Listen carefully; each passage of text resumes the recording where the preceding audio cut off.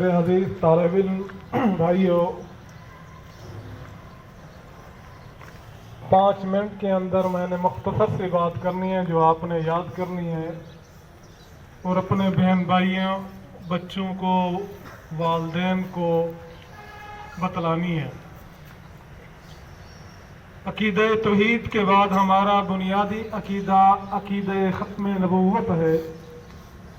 یہ وہ عقیدہ ہے کہ جس کے بغیر ہم مسلمان نہیں ہو سکتے۔ ہماری عقائد کی کتابوں کے اندر لکھا ہوا ہے، جو شخص یہ بات نہیں جانتا کہ محمد مصطفیٰ صلی اللہ علیہ وسلم اللہ کے آخری پیغمبر ہیں، وہ مسلمان نہیں ہے۔ حضور کو آخری نبی جاننا یہ ایمان کے لیے شرط ہے، یعنی ہر مسلمان کو یہ پتہ ہونا چاہیے کہ ہمارے نبی محمد صلی اللہ علیہ وسلم اللہ کے آخری پیغمبر ہیں۔ لیکن افسوس سے ہمیں یہ کہنا پڑتا ہے کہ ہم نوجوانوں سے بات کرتے ہیں، دکانداروں سے، دنیا داروں سے بات کرتے ہیں، ہم ان سے پوچھتے ہیں ختم نبوت کا معنی کیا ہے۔ جن کا ذہن دین سے خالی ہوتا ہے تو وہ بیچارے کے مارے سر جھکا لیتے ہیں۔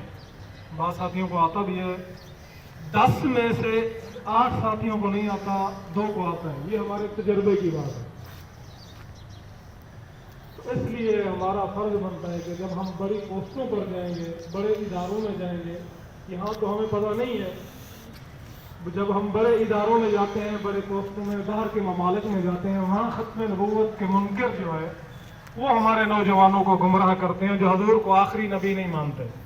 اس لیے ہمیں بچپن سے یہ بات پتہ ہونی چاہیے کہ ختم نبوت کے منکر قادیانی اور مرزائی ہیں، جو پاکستان کے آئین کے مطابق غیر مسلم اقلیت ہیں، ان کا اسلام کے ساتھ کوئی تعلق نہیں۔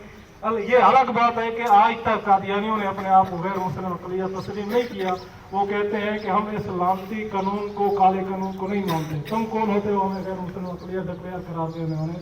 اس لیے اس فتنے سے بھی اپنے آپ کو بچائیں۔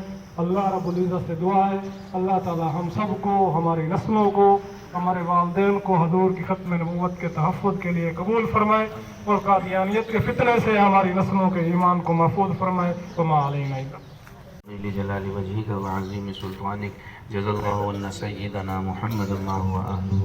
اللهم صل وسلم على محمد وأنزله المقعد المقرب عندك يوم القيامة وبعثه مقاما محمودا الذي وعدته. الہ العالمین ارحم الراحمین، اے اللہ اپنے فضل سے ہم سب کے گناہوں کو معاف فرما، اللہ ہم سب کی یہ حاضری قبول فرما۔ الہ العالمین رسول اللہ صلی اللہ علیہ وسلم کے ختم نبوت کی حفاظت کے لیے اللہ ہم سب کو تا حیات مرتے دم تک اللہ اس مقصد میں قبول فرما۔ الہ العالمین یا اللہ اپنے فضل سے ہمارے گناہوں سے درگزر فرما، جہاں جہاں مسلمان مظلوم و مغلوب ہیں اللہ ان کی مدد فرما، بالخصوص اے اللہ فلسطین کے مسلمانوں کی مدد فرما، مسجد اقصیٰ کی اللہ حفاظت فرما، اللہ مسجد اقصیٰ کو آزاد فرما، یا اللہ کریم یہود نصارہ کو اور ان کی سازشوں کو ناکام فرما۔ الہ العالمین اپنے فضل سے، اپنے رحم سے اے اللہ اسرائیل کا نام و نشان ہماری دنیا کے نقشے سے اللہ مٹا دے۔ اللہ اپنے فضل سے ہماری دعائیں قبول فرما۔ اے اللہ ہمارے ان تمام بچوں کو جو اس وقت موجود ہیں اور جو بھی اے اللہ آتے رہیں گے، پڑھتے رہیں گے، کامیاب فرما۔ یا اللہ رسول اللہ صلی اللہ علیہ وسلم کی بتائی ہوئی تعلیمات کے مطابق اپنی زندگیاں گزارنے کی، آگے جا کر اپنی ذمہ داریاں سنبھال کر ان کو پورا کرنے کی توفیق عطا فرما۔ اللہ ہمارے ان بچوں کو، ان کی اساتذہ اکرام کو یا اللہ جزائے خیر عطا فرما۔ اے اللہ دین کی خدمت کے لیے، ملک و ملت کی خدمت کے لیے اللہ قبول فرما۔ یا اللہ ہمارے ان اداروں کی حفاظت فرما۔ یا اللہ ان بچوں کی، ہم سب کی دائیں بائیں اوپر نیچے آگے پیچھے سے حفاظت فرما، ہماری دعائیں اپنے فضل سے قبول فرما۔ صلی اللہ تعالی علی خیر خلقہ محمد و آلہ و اصحابہ اجمعین برحمتک یا ارحم الراحمین۔